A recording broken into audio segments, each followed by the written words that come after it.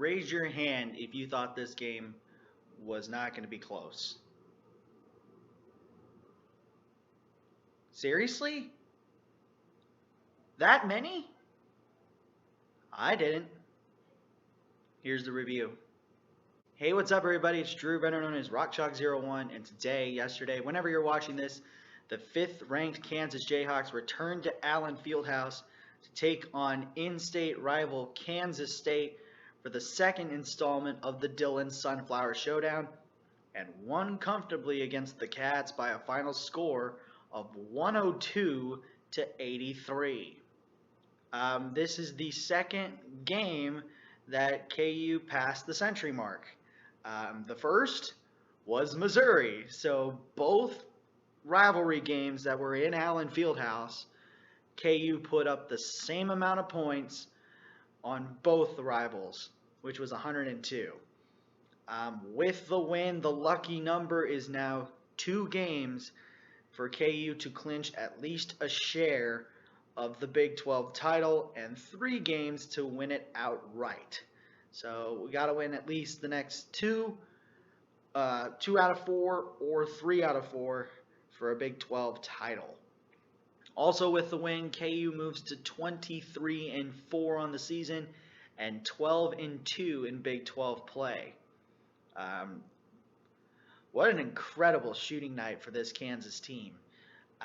That will be one big thing that we'll be discussing, but boy, we lit up Kansas State, and it's a good feeling because now KU, I think it's now 204 wins against Kansas State.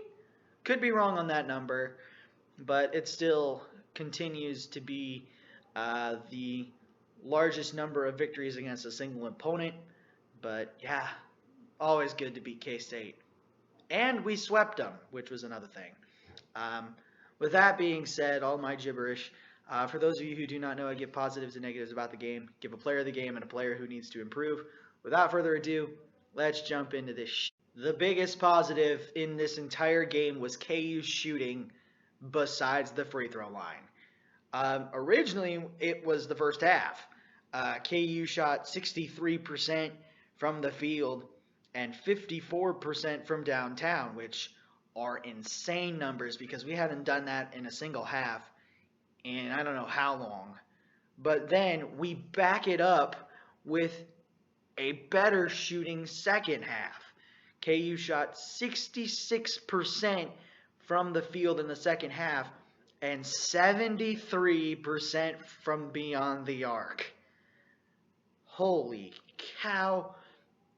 Which means that the best shooting night of the season, KU shot for the entire game 64% from the field, going 41 of 64, and 63% from 3, shooting 15 of 24. I'm in shock that this happened, and it's an incredible shooting night for the Hawks. Defensively, we did well containing Kansas State, especially from the 3, because that was a killer in the game against Manhattan. K-State shot 47% from the field and 34% from beyond the arc. One big thing that was a big difference in this was that Nigel Pack didn't score 35. And that's probably a saving grace. We contained Nigel Pack to shoot in this game. He had 13 points, 2 turnovers, 3 rebounds, 2 assists, and all that stuff. But the shooting night he had was ice cold. 5 of 13 from the field and 3 for 7 from beyond the arc. So under 50% from the field, under 50% from beyond the arc, and he didn't shoot a free throw. So, yeah. But there's other guys that also didn't shoot very well at all for Kansas State either. I mean, there were some guys who actually shot very well, but, the only guy that I can think of that had shot, well, there's a couple guys. I mean, Selton Miguel shot 5 for 9, but he went 0 for 1 from 3. And then Mike McGurl, who probably had near perfect in a way, 50% across the board, 5 for 10 and 3 for 6, but only got 13 points. So, um, but other than that, KU defended well. KU forced turnovers, 15 of them, and scored 25 off those turnovers. KU won the rebounding battle 32-30, won the points in the paint battle 42-34. Fast break points was 13-12, and bench points 31-24. So good enough numbers there, and that's pretty much the positives there. Negatives: free throw percentage, turnovers. Despite that, KU did not shoot the ball well at the free throw line at all. KU shot 56% from the free throw line, going 5 for 9. And that also means that we didn't get to the line a lot, but still, 56% is bad. But when that gets so outweighed with the numbers that we had from shooting from the field and shooting from the three, so something had to give, and that was free throws. Another thing that had to give was turnovers. KU actually had 16 turnovers, and K-State scored 17 off those turnovers.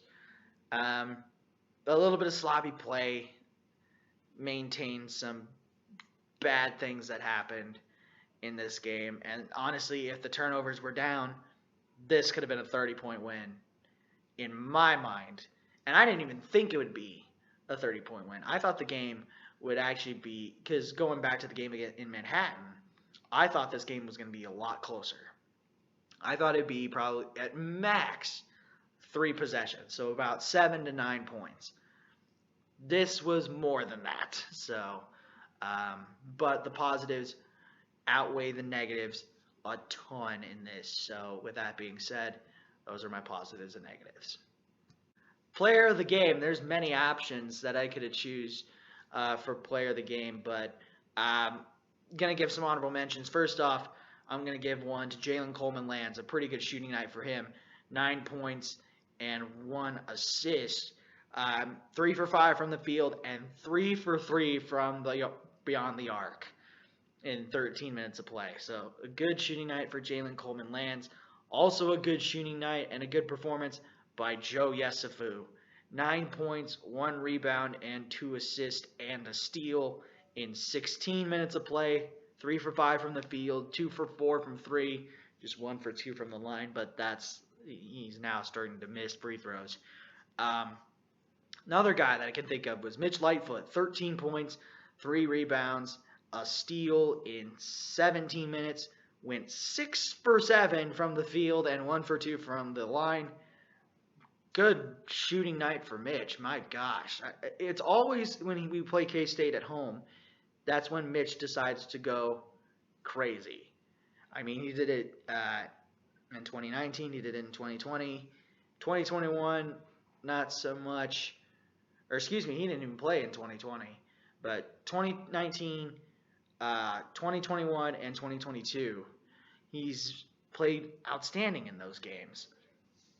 Another guy, Jalen Wilson, 17 points, 4 rebounds, 2 steals in 30 minutes. Went 7 to 9 from the field, 3 for 4 from beyond the arc, which is impressive for Jalen Wilson. And that would be a good player of the game, but that's not true. Then you get Christian Brown, 20 points, 7 rebounds, 5 assists, and 2 steals in 34 minutes of play. But he shot well too. 8 of 12 from the field, 3 for 4 from beyond the arc, and 1 of 2 from the free throw line. But that's not the player of the game. The player of the game is Ochai Agbaji. 23 points, 7 rebounds, 5 assists in 35 minutes of play. Shot 9 of 13 from the field, 4 for 6 from 3, and 1 for 1 from the free throw line. And with a couple buckets into the first half, or excuse me, I think it was the second half, Ochai Agbaji surpassed Wilt Chamberlain on the all-time scoring list at KU. So congratulations to Ochai there with that milestone. But he played like the Big 12 Player of the Year that he should get. Outstanding performance, shooting wise, and rebounding, and also giving up the rock. So good there. So Ochai is my player of the game. Player who needs to improve, David McCormick. The long time that I haven't said that. 5 points, 3 rebounds, 2 assists, and a steal in 19 minutes of play. It honestly was a cold shooting night for David. 2 for 6 from the field. He did go 1 for 1 from the line, but just a cold shooting night really detained David, and that sucks. Especially when a win like this happens, one player has to give, and unfortunately it was David. So with that being said, my player of the game is Ochai Agbaji. My player who needs to improve is David McCormick. And that's going to do it for my review of KU versus K-State. Again, the final score, Kansas 102, Kansas State 83. Leave a like, comment, share, and subscribe. Push that notification bell. Tell your friends about these videos. And I should see you again for the next review as the Hawks travel down to Waco, Texas for a top 10 matchup as the 5th-ranked Kansas Jayhawks take on the 10th-ranked Baylor Bears. But until then, have a good day. Never ever bring exotic dancers to the field house, and I'll catch you on the flip side. Peace.